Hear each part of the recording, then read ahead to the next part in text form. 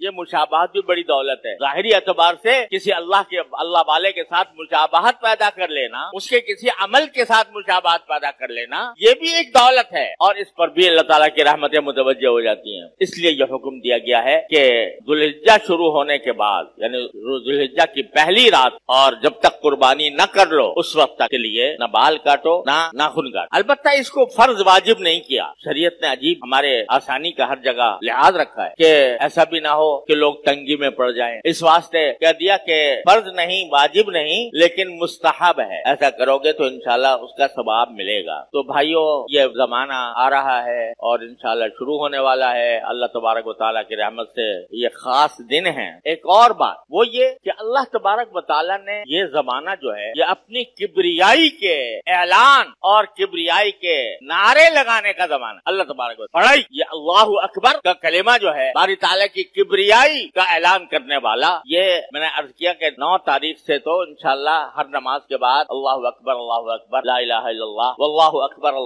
وللہ الحمد، یہ کبریائی کے نعرے بلند کرنے کا زمانہ ہے اور اس میں واجب ہے. لیکن عام دنوں میں بھی جو یہ زمانہ گزر رہا ہے یکم ذو الحجہ سے 9 ذو الحجہ کا، اس میں بھی چلتے پھرتے یہ کلمہ تکبیر کا پڑھنا مستحب. چلتے پھرتے اٹھتے بیٹھتے اللہ اکبر لا الہ الا اللہ واللہ اکبر وللہ الحمد، چلتے پھرتے اٹھتے بیٹھتے. بعض صحابہ کرام سے مروی ہے کہ وہ اس زمانے میں حضرت ابو ہریرہ، حضرت عبداللہ ابن عمر رضی اللہ تعالیٰ عنہما یہ بازار میں نکلتے تھے اور بلند آواز سے کہتے تھے اللہ اکبر لا الہ الا اللہ واللہ اکبر وللہ الحمد. تو بازار والے بھی بلند آواز سے یہ تکبیر کہتے تھے. اور بعض اوقات مینا کے اندر یہ معاملہ ہوتا تھا تو مینا کی بستی جو ہے وہ گونج اٹھتی تھی تکبیروں سے. تو یہ ایک ایسا عمل ہے کہ جو بہت عرصے سے ہمارے ہاں متروک جیسا ہے. یعنی تکبیر تشریق تو ہم الحمدللہ کرتے ہیں، ہر مسجد میں ہوتی ہے 9 ذو الحجہ کے بعد. لیکن یہ جو ایام عشر ہیں، یہ 10 دن جو ہیں، یہ 10 راتیں جو ہیں،